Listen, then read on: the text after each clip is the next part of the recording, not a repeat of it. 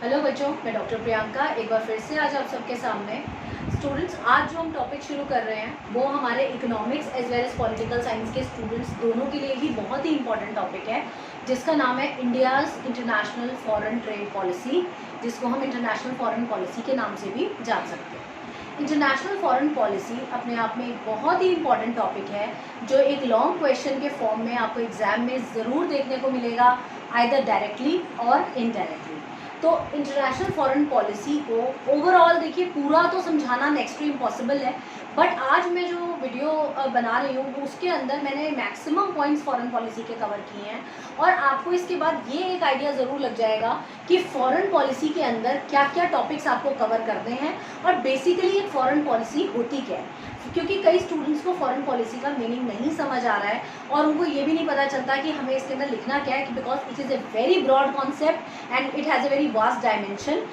तो international foreign policy को पढ़ने से पहले हम बात करते हैं what is a foreign policy. Foreign policy या इंटरनेशनल फॉरेन पॉलिसी होती क्या है? It refers to how government deal with other countries. Foreign policy का सीधा सा एक मीनिंग है कि गवर्नमेंट, किसी भी देश की गवर्नमेंट, चाहे वो इंडिया की फॉरेन पॉलिसी हो या किसी और कंट्री की फॉरेन पॉलिसी हो, बट गवर्नमेंट किस तरीके से डील करती है अपने कंट्री के डिसीजन को दूसरी कंट्री के साथ, या हम ये कह सकते हैं कि अपने नेशन के इंटरेस्ट को सेफगार्ड करने के लिए या अपने देश के इंटरनेशनल अफेयर्स को मैनेज करने के लिए, उनको प्रॉपर और बेस्ट इंटरेस्टफुल में लेके जाने के लिए गवर्नमेंट क्या डिसीजंस लेती है, that is called foreign policy. So we can say that it refers to how government deals with other countries. Government chooses its foreign policy to safeguard the interest of nation. Government किस तरीके से अपने देश के interest को बचाने के लिए या अपने देश के बेनिफिट के लिए क्या डिसीजन लेती है फॉरेन कंट्रीज के साथ, that is called foreign policy. Now it includes decision of export, import, tariffs etcetera. इसका क्या मतलब है? इसका मतलब है कि देखिए, फॉरेन पॉलिसी किस चीज़ के साथ डील की जा सकती है. Either you can use imports or you can use exports as a tool, or you can use tariffs. Tariffs is nothing but taxes. tariff को हम taxes भी बोलते हैं.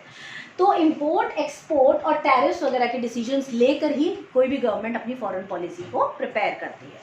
जो हमारी इंडिया की फॉरेन पॉलिसी है, अब जो फॉरेन पॉलिसी चल रही है लेटेस्ट, उसको हम मोदीज डॉक्ट्राइन भी बोलते हैं, जो 2014 से चल रही है. Modi's doctrine is a very special kind of foreign policy, जिसमें सारे मोदी के बनाए हुए रूल्स चल रहे हैं. और इस फॉरेन पॉलिसी का सबसे बड़ा ऑब्जेक्टिव क्या है? अपने देश की इमेज को दूसरे कंट्रीज की नज़रों में अबव लेकर जाना. That means image building. Modi का हमेशा से ही एक ऑब्जेक्टिव रहा है कि अपने देश की इमेज को हम दूसरी कंट्रीज के नज़रों में एक हाई लेवल पर लेकर जाएं, बिल्डअप करें.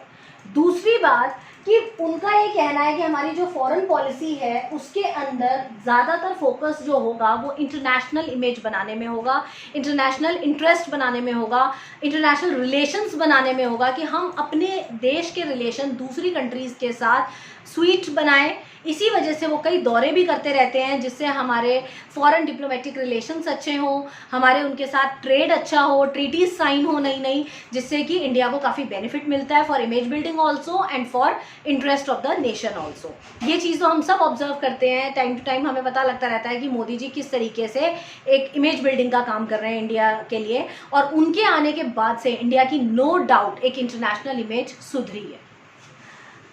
हमारी जो फॉरेन पॉलिसी है, इसके जो फाउंडर है वो फाउंडर रहे हैं जवाहरलाल नेहरू इन लेट 1920s.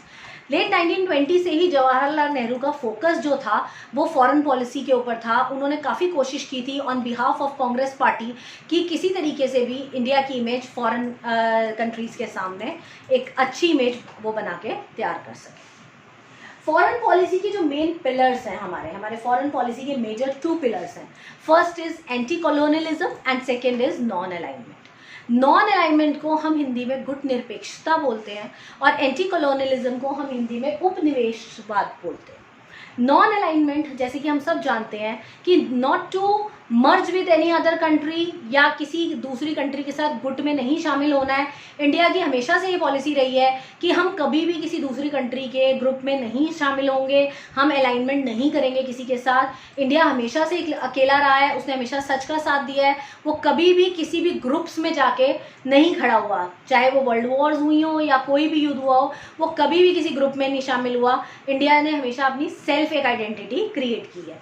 और एंटी कॉलोनियलिज्म का यहाँ पर मतलब है कि कोई कॉलोनियलिज्म को हम फेवर नहीं करेंगे, हम हमेशा से एंटी कॉलोनियलिस्ट रहे हैं और वही रहेंगे। तो ये मेन 2 पिलर्स हैं हमारे फॉरेन पॉलिसी के। पिलर्स होने का मतलब है जब भी आपको इंटरनेशनल रिलेशंस या इंटरनेशनल ट्रीटी साइन करते हैं तो इन 2 बातों को आप सबके सामने बहुत अच्छे से क्लियर करते हैं और इन 2 बातों का काफ़ी ध्यान रख के डिसीजंस जो हैं वो लिए जाते हैं। उसके बाद आपका आता है मोदी की जो पॉलिसी थी, वो मैंने आपको बताई, relation improvement and image building के ऊपर बेस्ड है। ऑब्जेक्टिव ऑफ फॉरेन पॉलिसी, कोई भी हम फॉरेन पॉलिसी बनाएं तो उसका मेजर सबसे पहला एक ऑब्जेक्टिव होता है कि एक तो डिप्लोमेसी को यूज़ किया जाए, साथ ही एग्रीमेंट जो साइन होते हैं वो कॉन्फ्लिक्ट्स को अवॉइड करने के लिए होने चाहिए। इसका मतलब क्या है? डिप्लोमेसी यूज़ करना मतलब आप सबको पता होगा, हमारे हर कंट्री के जो डिप्लोमेट्स होते हैं वो दूसरी कंट्री में भेजे जाते हैं। इंडिया के भी डिप्लोमेट्स हर कंट्री में हैं, दूसरी कंट्रीज़ के डिप्लोमेट इंडिया में हैं। तो इनको, जिनको हम डिप्लोमेट्स और एम्बेसीज के नाम से जानते हैं, इनका काम क्या होता है कि कोई भी फॉरेन डिसीजन लेना हो, कोई भी इंटरनेशनल डिसीजन लेना हो तो इनका ज़रूर उसमें होना ज़रूरी होता है और डिप्लोमेट्स के थ्रू ये लोग सारे डिसीजंस लेते हैं। दूसरा, कॉन्फ्लिक्ट्स अवॉइड किए जाए। देखिए कई बार सिचुएशंस ऐसे वर्स हो जाती हैं कि हमारे किसी कंट्री के साथ कोल्ड वॉर होता है या आप किसी कंट्री के साथ स्वीट रिलेशंस में नहीं होते, तो सिचुएशन कॉन्फ्लिक्ट्स तक की पहुंच जाती है, वॉर की पहुंच जाती है, एक दूसरे के ऊपर आक्रमण की पहुंच जाती है। तो उस केस में आपकी जो फॉरेन पॉलिसी है ये बहुत हेल्पफुल साबित होती है, क्योंकि इन पॉलिसी में ऐसे ऐसे अग्रीमेंट साइन किए जाते हैं, ऐसी ऐसी डील्स और ऐसी ऐसी संधियाँ की जाती है जिसके अंदर आप कभी भी किसी भी कंट्री के साथ कॉन्फ्लिक्ट्स की सिचुएशन से बच सकते हैं, वॉर की सिचुएशन को अवॉइड की जा सकती है। तो इस वजह से यहाँ पर भी फॉरेन पॉलिसी जो है वो बहुत ही इंपॉर्टेंट रोल प्ले करती है। आगे बात करते हैं हम इसके प्रिंसिपल्स की। The most important topic of this concept is important principles. There are 5 major principles. 5 इसके इंपॉर्टेंट प्रिंसिपल्स हैं जिनको हम पंचशील के नाम से भी जानते हैं। पंचशील का मतलब 5 ऐसे मेजर प्रिंसिपल्स जो फॉलो किए जाते हैं फॉरेन पॉलिसी में। वो प्रिंसिपल्स हैं, सबसे पहला friendly relations with other countries. India की फॉरेन पॉलिसी का सबसे पहला प्रिंसिपल है कि हमारे दूसरे कंट्री के साथ फ्रेंडली एंड स्वीट रिलेशंस रहने चाहिए हमेशा। सेकेंड जो हमारा जो आपका प्रिंसिपल है वो है peacefulness. Peacefulness is we are against war, we are against conflict. हम ना ही तो युद्ध करने के फेवर में हैं, ना ही झगड़े करने के फेवर में हैं। हम पीसफुल इन्वायरमेंट में रहने के फेवर में हैं और हम पीस ही चाहते हैं। जितना हो सके हम बातचीत करके बातों को सुलझाना चाहते हैं। हम ट्रीटीज साइन करेंगे, हम अग्रीमेंट साइन करेंगे, बट हम युद्ध नहीं करेंगे जब तक कि चीज़ एक्सट्रीम लेवल तक ना पहुंच जाए। Third is equality. We treat everyone equal. हम हर किसी को इक्वल ट्रीट करते हैं और चाहते हैं कि हमें भी इक्वालिटी ही मिले। तो इस वजह से India is always in favour of equality. India हमेशा से इक्वालिटी को फेवर करती है, कभी भी ये इक्वालिटी के टर्म को नहीं ब्रेक डाउन करती। Fourth is mutual respect. What do you mean by mutual respect? It means when both sides give equal respect to each other। मतलब हम दूसरी कंट्री के डिसीजन को रिस्पेक्ट दें और वो हमारे इन रिटर्न हमारे कंट्री के डिसीजन को रिस्पेक्ट दें। म्यूचुअल मीन्स आपस में एक दूसरे को अगर आप रिस्पेक्ट देंगे तो definitely you would have sweet relations with other countries. आपके दूसरी कंट्रीज के साथ काफ़ी अच्छे और सुधरे हुए रिश्ते बन जाएंगे। And last but not least is non-interference in domestic affairs of other countries. It means आप किसी भी दूसरी कंट्री के घरेलू मामलों में इंटरफेयर नहीं करेंगे। आपकी कंट्री का कोई लेना देना नहीं है कि पाकिस्तान के अंदर क्या हो रहा है, अफगानिस्तान के अंदर क्या हो रहा है, चाइना के अंदर क्या हो रहा है। अनटिल एंड अनलेस वो चीज़ आपको ना हार्म करे तब तक आप उसको नहीं तंग करेंगे या इंटरफेरेंस नहीं करेंगे। तो these are the 5 major principles of foreign policy और international foreign policy, that is friendly relations, peacefulness, equality, mutual respect and non interference. Very important. And आपको अगर एक फॉरेन पॉलिसी का क्वेश्चन आ जाए तो you need to write this, आपको लिखना है ये। Last is the tools of foreign policy. The tools of foreign policy, यहाँ पर हम फॉरेन पॉलिसी में टूल्स क्या यूज कर रहे हैं? हम यूज कर रहे हैं trade, diplomacy, military and add.